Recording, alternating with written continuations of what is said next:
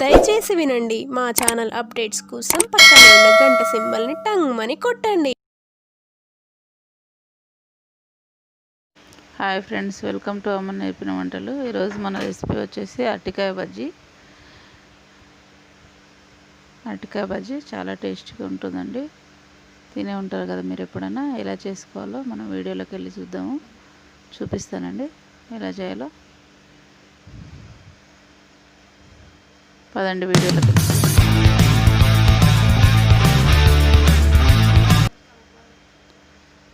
పిండి 100 గ్రాముల శనగపిండి తీసుకున్నా నేను.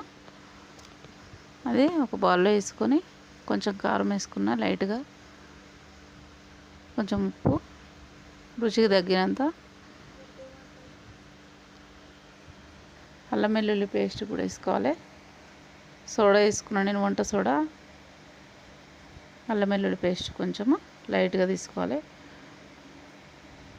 ఇవన్నీ కలిపి మొత్తం అంతా మిక్స్ చేసుకోవాలి. అన్నీ కలిసే విధంగా అంతా కలుపుకోవాలి పిండి. ఫస్ట్ పిండిని అంతా కలిపినాక తర్వాత కొన్నిగా నీళ్ళు పోసుకొని అట్లా కలుపుకుంటూ ఉండాలి. అదంతా మంచిగా ఉండలు లేకుండా కలుపుకొని తర్వాత కొంచెం నీళ్ళు పోసుకొని లూజ్గా కలుపుకోవాలి. నేనైతే ఉప్పు, కారము, అల్లం వెల్లుల్లి పేస్టు, సోడా వేసిన దీంట్లో. మీకు ఇష్టం ఉంటే కొంచెం ఓమ కూడా వేసుకోవచ్చు.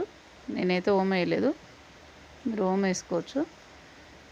దాన్ని అంతా ఉండలు లేకుండా మంచిగా మెత్తగా కలుపుకోండి, పేస్ట్ లాగా అట్లా కలుపుకోవాలి.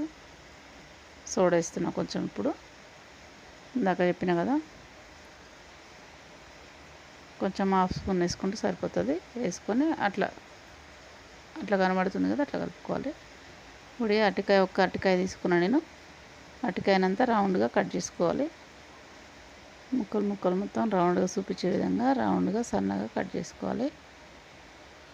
అరటికాయ తొక్క తీసేటప్పుడు మనం చేతికి ఆయిల్ కొంచెం పూసుకొని అరటికాయ తొక్క తీసేటప్పుడు జాగ్రత్తగా తీసుకోవాలి, నల్లగా అయితే చేతులు. అయితే ఆ కోసుకున్న ముక్కలు నేను పిండి కలుపుకున్నాం కదా మనము, అందులో వేసుకుంటున్నా. అందులో ఒక్కొక్కటి అందులో వేసి స్పూన్ తోటి మంచిగా మునిగే విధంగా అది ముంచుకొని పిండిలో ముంచాలండి. అది ఒక్కొక్కటి తీసి నూనె కాగిన నూనెలో, నేను నూనె పెట్టుకున్నా ఆల్రెడీ, ఆ నూనెలో వేసుకోవాలి. ఒక్కొక్కటి నూనెలో ఎన్ని పడతాయో అందులో వేసుకోవాలి.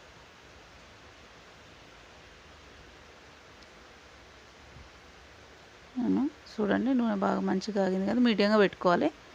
హై ఫ్లేమ్లో పెట్టకండి, మాడిపోతాయి. అట్లా చూడండి, మంచిగా పొంగినాయి కదా. అట్లా పొంగి కలర్ వచ్చిన గోల్డెన్ బ్రౌన్ కలర్ వచ్చిన తర్వాత తీసుకొని టిష్యూ పేపర్ ఉన్న ప్లేట్లోకి తీసేసుకోండి. ఆయిల్ అంతా పీల్చి మంచి టేస్టీగా ఉంటాయి. ఇంకొక వాయి వేస్తున్నాను నేను. ఇంకొక వాయి కూడా అట్లనే ఒక్కొక్కటిగా తీసుకొని వేసుకోండి. ఇవి మంచిగా పొంగినాయండి, మంచిగా పొంగి మంచి టేస్ట్ ఉంటాయి. చల్లగా వాతావరణం ఉన్నప్పుడు వేడివేడిగా ఇలా చేసుకొని తింటే చాలా బాగుంటుంది.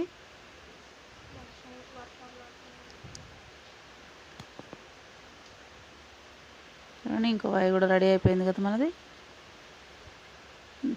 ఎంతో టేస్టీగా ఉండే అరటికాయ బజ్జీలు రెడీ అయిపోయినాయి. వేడివేడిగా టిష్యూ పేపర్లోకి తీసుకోండి. అవి కూడా ప్లేట్లోకి. వేడి అరటికాయ బజ్జీలు రెడీ అయిపోయినాయి. చూడండి ఎంత బాగున్నాయో, బూరెలు పొంగినాయి కదా. కొంచెం చాట్ మసాలా చల్లుకొని తింటే చల్లగా వర్షం పడ్డప్పుడు వేడి బజ్జీలు తింటే ఎంతో టేస్టీగా ఉంటాయి.